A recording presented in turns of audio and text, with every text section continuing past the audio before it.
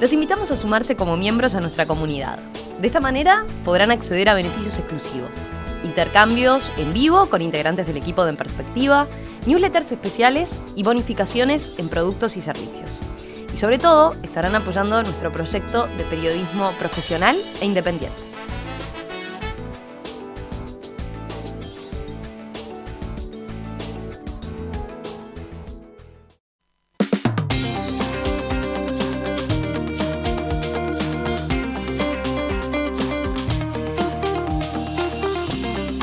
Abrimos la tertulia de este lunes 24 de agosto de 2020. Vamos con los saludos para quienes nos acompañan, cada uno en su casa. No todos en sus casas, pero Ana Laura, primera, buen día. Buen día, Emiliano. Tú sí estás en tu casa. Martín Bueno, en la oficina. ¿Qué tal, Martín? Buen día, Emiliano. Buen día a los compañeros. Pablo Carrasco, tu casa. Buen día. Acá estamos los Condoís por la noche de la nostalgia. Tenés un micrófono de lo más nostalgioso puesto ahí a la vista. Absolutamente retro. Sí. Y David Uriarte, buen día. Buen día, ¿qué tal? En casa también. ¿Cómo están todos? Vamos con un par de temas. Los dos dan para discusiones largas y profundas. Uno de los imputados en el caso llamado Operación Océano salió ayer a la prensa a defender su comportamiento y criticó la actuación de la fiscal Darvinia Viera. Se apuró a procesar, dijo Nicolás Chirico, empresario, organizador de fiestas, en una entrevista con el diario El País.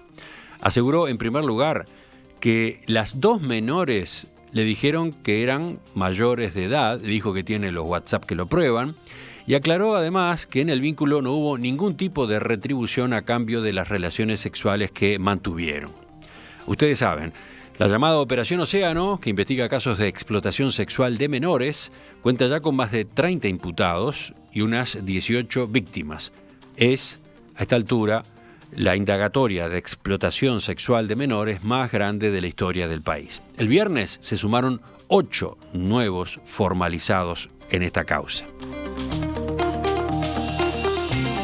¿Por dónde quieren empezar ustedes en el abordaje de este asunto? Pablo, empezamos. Vamos contigo. Sí. Esto, digamos, el hecho que tú mencionabas, ¿no? 32 acusados y 18 víctimas, ya hacen de este caso una cosa, por lo menos, particular. Me hace acordar a aquel monolito que había en la frontera que decía...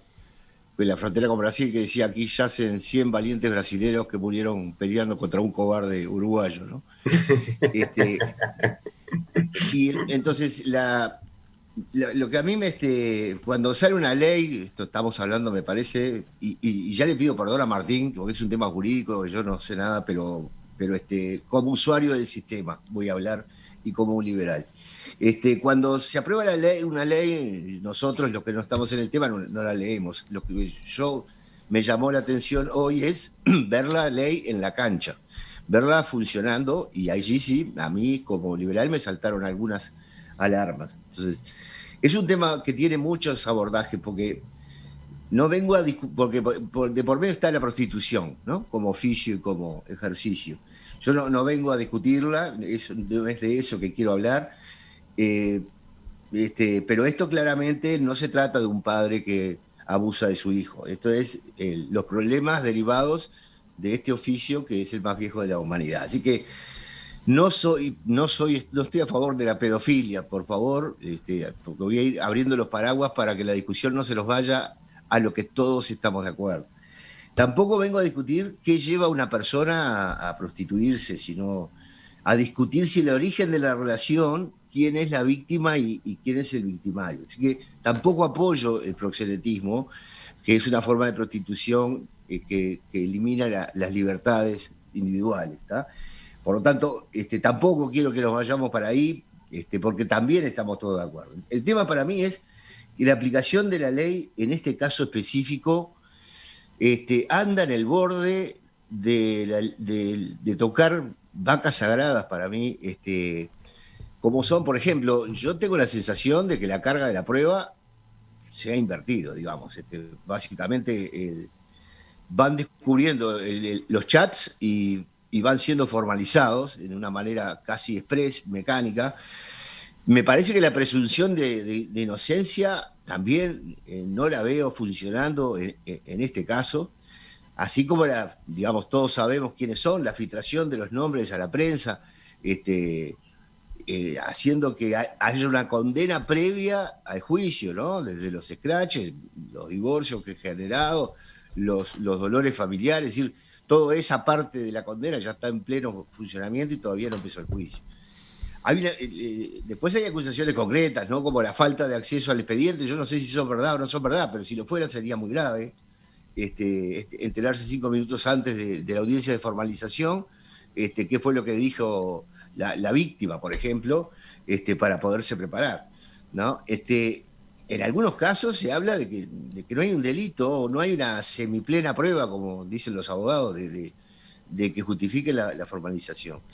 Y entonces yo lo que veo en todo este paquete es una introvisión a la vida privada, o jugando en la línea de la introvisión a la vida privada de las personas, como la película La vida de los otros, ¿no? Digamos, porque si de aquí salimos con una política preventiva para que esto no vuelva a suceder, no veo cómo, si no es metiéndose en la intimidad de las personas, vamos a tener una política preventiva en este tema. Tú decías que no te estabas refiriendo a esto, ni a lo otro, ni a no sé qué.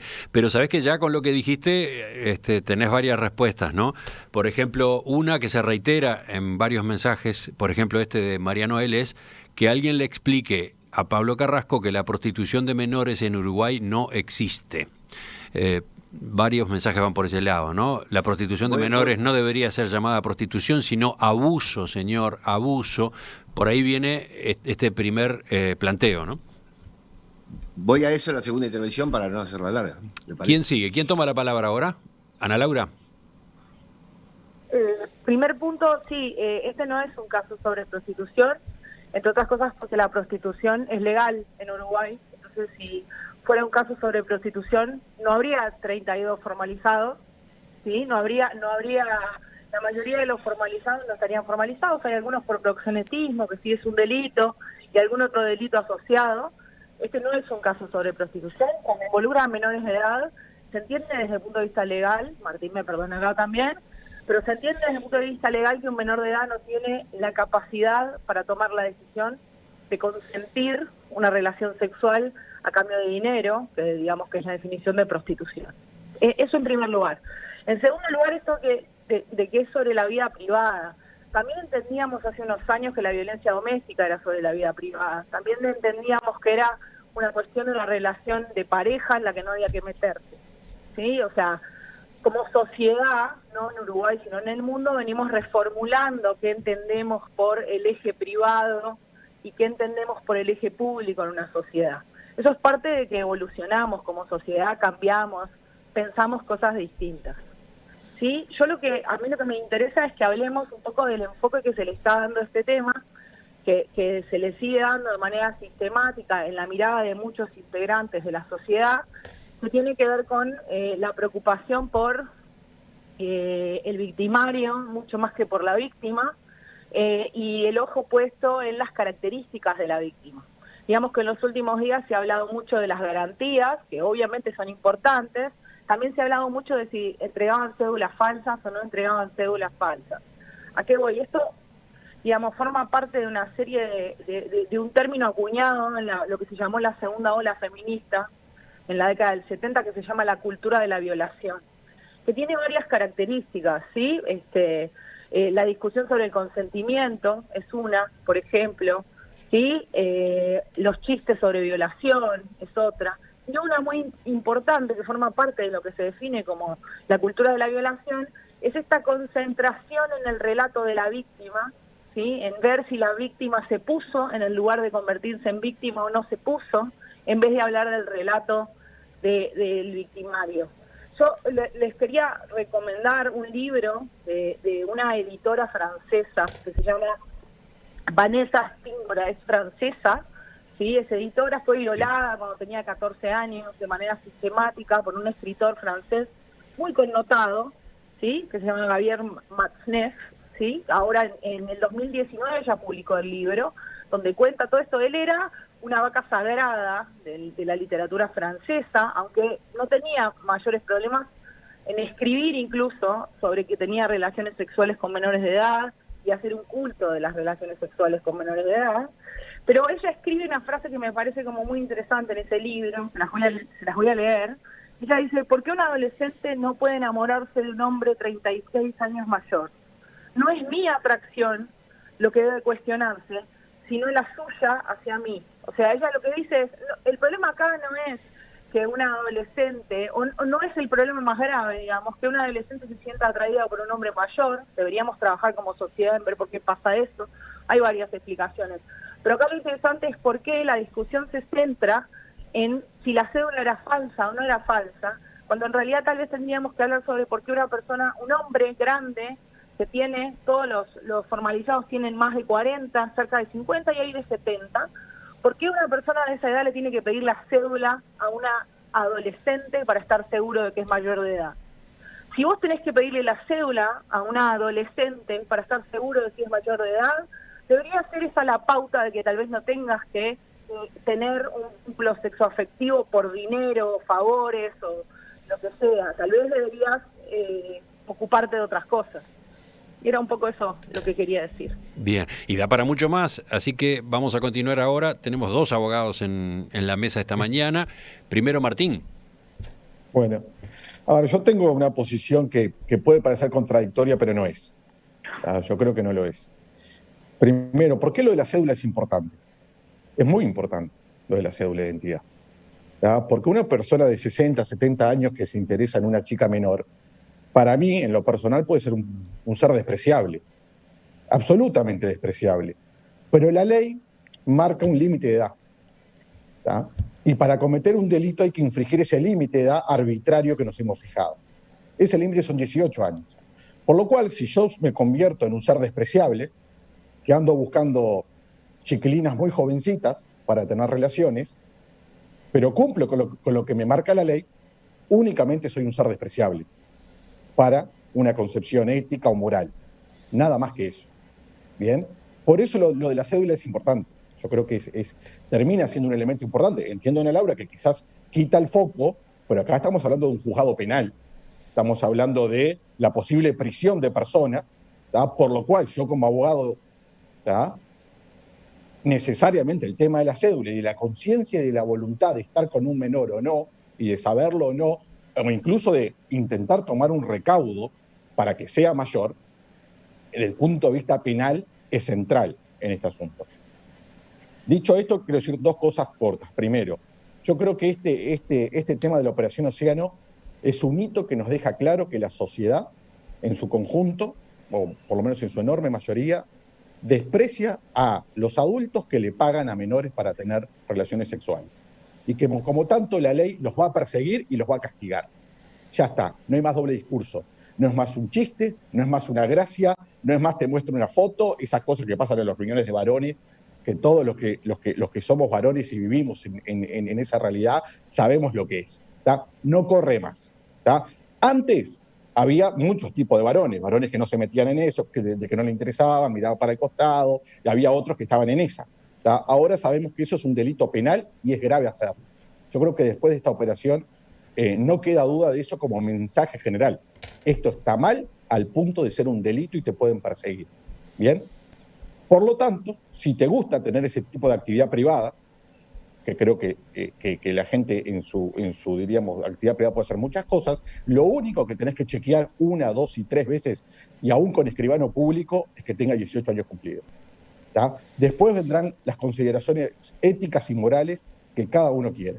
¿Tá? Pero la ley es una y tendrás que tomarte ese trabajo. Bien, eso por un lado. Y por el otro decir que me parece muy bien que el imputado haya salido a opinar. Me parece bien que se haya defendido en la prensa. Me parece muy importante el debido proceso. Yo estoy convencido que de las decenas de imputados que hay, no todos tienen la misma culpabilidad. ¿Tá? No todos son ogros o personas horrendas que se merecen lo peor. Ahí adentro debe haber de todo. Debe haber personas horrendas, debe haber personas de esto, del otro. Debe haber un poco de todo. Y me parece que está bien que los que crean que se pueden salir a defender se defiendan. ¿tá? Eso me parece que corresponde. ¿tá? Y seguimos. Completamos con Dawiz entonces la primera ronda. Yo la verdad que lo estaba escuchando a Martín con mucha atención porque no es casual, somos los dos abogados, pero además coincido totalmente con lo que ha planteado. Esto es la vieja discusión entre la moral y el derecho y eso hay que tenerlo muy claro. Es decir, el derecho es una cosa y la moral es otra. No quiere decir que las normas del derecho no estén inspiradas en la moral, pero ahí está el límite de tolerancia de la sociedad. Nuestra sociedad ha decidido que no tolera situaciones de prostitución con menores de 18 años, y eso es muy claro. Y quien infrinja esa norma va a tener una sanción. Y yo creo, también coincido con Martín, en que dentro de los 32 procesados puede haber muchos que en realidad después no terminen condenados, y acá hay un tema que me parece importante señalar. Ser formalizado, como antes era procesado, no es ser culpable. La culpabilidad viene con la condena. Y el juez, en realidad, lo único que tiene que apreciar es si hay una semiplena prueba, si hay algún elemento que permita sospechar que la persona pueda haber cometido un delito. No quiere decir que lo haya cometido. Entonces, claro, si el fiscal aporta una grabación donde hay una conversación en donde pueden haber elementos, bueno, yo creo que ahí hay semiplena prueba. Después la fiscal tendrá que esmerarse porque esa semiplena prueba se convierta en una prueba total. Y si no, la persona... Creo que con respecto a los imputados, creo que la mejor reflexión que puede hacer es, bueno, si alguno de ellos termina siendo exonerado de culpa, o sea, si termina siendo sobreseído, bueno, que se le dé la misma oportunidad de salir a la prensa que al ser procesado. Ahora, por ejemplo, me parece muy bien que Chirino haya hecho las declaraciones, que tiene todo el derecho a hacer las declaraciones. Quiero decir que de lo que le hizo tendría si fuera fiscal, tendría varias preguntas más para hacerle. Porque además también hay parte de responsabilidad en un empresario que maneja este tipo de cosas porque nadie ignora por dónde se gestan determinados ilícitos y por dónde se gestan determinados. Entonces, ¿a qué estás aludiendo concretamente?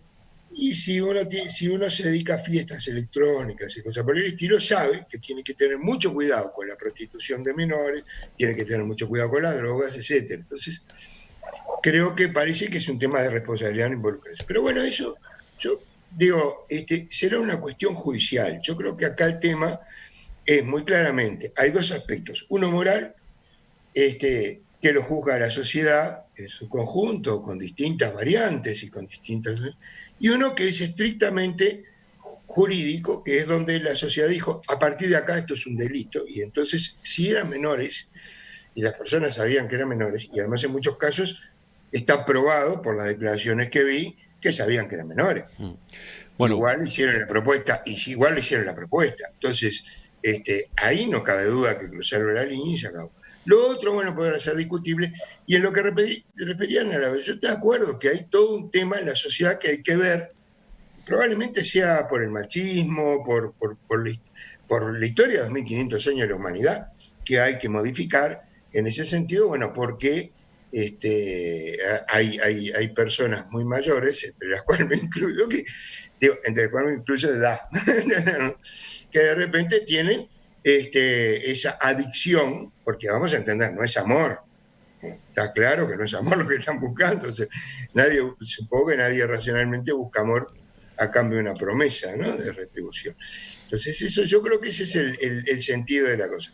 Me parece bien que sean esas investigaciones, me parece bien además que se dé a conocer una trama de corrupción, porque esto no es individual. Hay páginas que todo el mundo sabe que hay páginas para buscar, todo el mundo sabe que hay lugares donde y es hipócrita decir que la sociedad no conoce esto. Sí, bueno, hay oyentes que van por ese lado, ¿no? ¿Qué pasa con esas otras responsabilidades? Por ejemplo, la de los sitios web. ¿Qué pasa con la responsabilidad de los padres de estas jóvenes?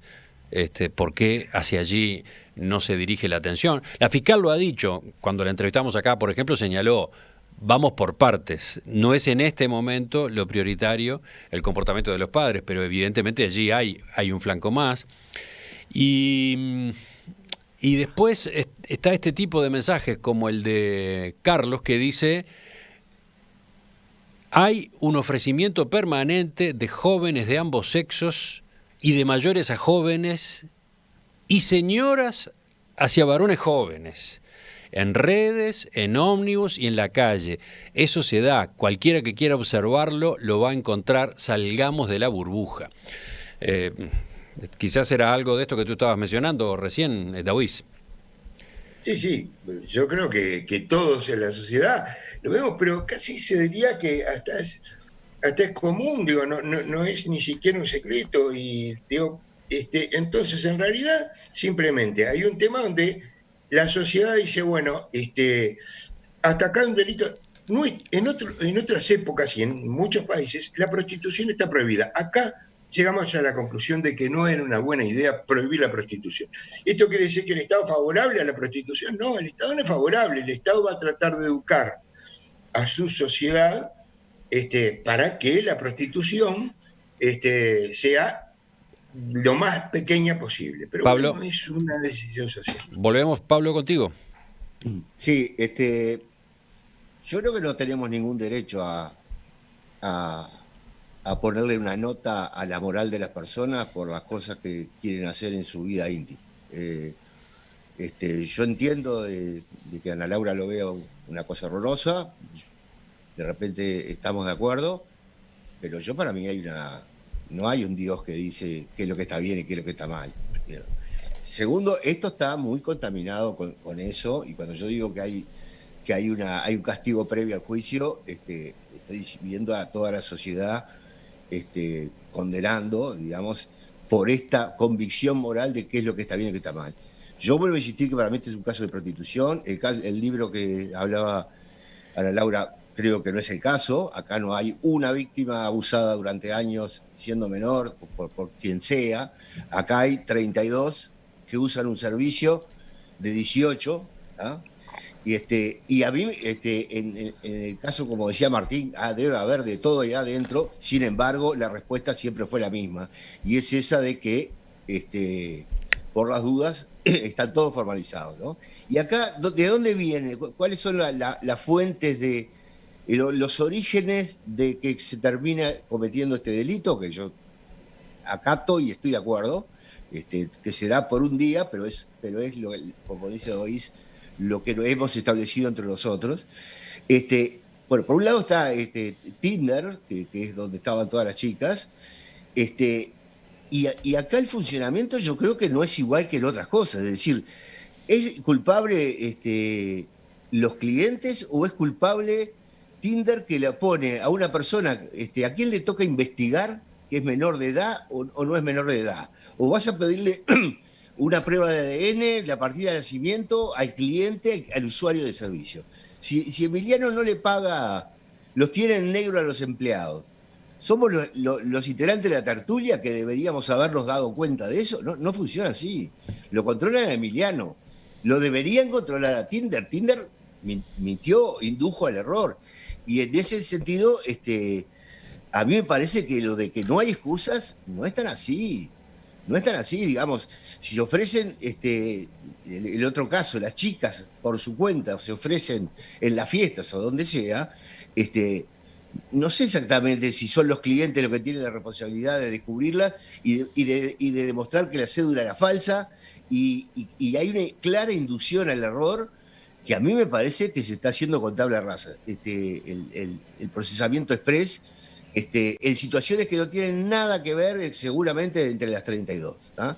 Entonces, lo que yo sí no sé, porque yo veo todo, digamos, la movida moral, por un lado, veo la ley, y yo no sé, porque no soy abogado, si estamos con un problema, porque yo estoy complicado con los límites que se están atravesando, pero yo no sé si esa es la ley la que lo prevé, o es la fiscal y su militancia. Digamos, eso no lo tengo claro, porque no, ya les digo, no leo las leyes y no entiendo si su aplicación es estricta o hay acá un viento arrasador que acaba con todo. Entonces, lo que yo vuelvo a insistir es, son personas que decidieron para ganarse la vida usar el cuerpo, ¿verdad? Y también allí veo una cosa farisea. Pero entonces, Pablo, tú estás cuestionando la ley, punto. No, es que no sé si la ley, si la fiscal está aplicando exactamente lo que dice la ley, no lo tengo claro. O si es la fiscal que después, cuando vaya a una apelación, le van a decir, no, acá no se puede entrar, y acá sí se puede entrar. Eso yo no tengo la capacitación para decirlo. Pero lo que sí creo... No, pero lo que quedaba claro recién, Pablo, con las intervenciones de los dos abogados de la mesa, es que efectivamente la ley dispuso la prostitución, entre comillas, de menores está prohibida. Punto. Sí, ¿no? sí, está claro. Yo lo que digo es como quién es el victimario y quién es la víctima, digamos, cuando te engañaron, cuando te pusieron una cédula falsa. Entonces, que marche preso no hay excusas, que fue lo que dijo la fiscal. Bueno, yo lo discuto. Como lo decía Martín recién, lo de la cédula es muy importante. Si me engañaste...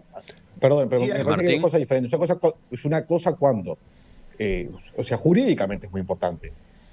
Cuando se induce en error es un tema, es una cosa cuando hay varones que buscan explícitamente menores de edad. O sea, existen de los dos casos, y yo creo que en este cúmulo hay de los dos casos y deben ser tratados de manera diferente. Cuando se induce en error, yo creo que no hay delito, y aquí lo que pasa que la fiscal, yo creo que lo que está estableciendo, ¿tá?, es una vara muy alta de lo que es inducción en error. Bien, porque uno debe, diríamos, velar en el actual estatus de la sociedad. Parece que es suficiente, por ejemplo, pedirle la cédula. Ahora, pedirle la partida de nacimiento y un certificado notarial para saber la edad, en el actual estatus parecería algo que nadie normal haría. Y eso tiene que ver con la debida diligencia media. ¿Qué haría una persona responsable en este momento social? Bien, y es por ahí que iría el análisis jurídico, yo creo. Coincido totalmente con eso, y yo creo que el problema en definitiva no está solo. Hay situaciones, por lo menos, que aparecieron en la prensa, donde no es un problema de pedir la cédula, ¿verdad? Porque absolutamente está clarísimo que eran menores. En otros casos puede que no, pero bien, esto es un problema de prueba, para eso hay abogados, para eso hay apelaciones. Pero vuelvo a repetir, la formalización es el comienzo de un proceso. Cuando nosotros lo vemos en una película de Estados Unidos nos parece normal. Esto es igual. Acá la formalización es el comienzo del proceso. Lo que dice la fiscal es, acá yo tengo posibilidad de investigar y llegar a una condena. Y es lo que va a hacer.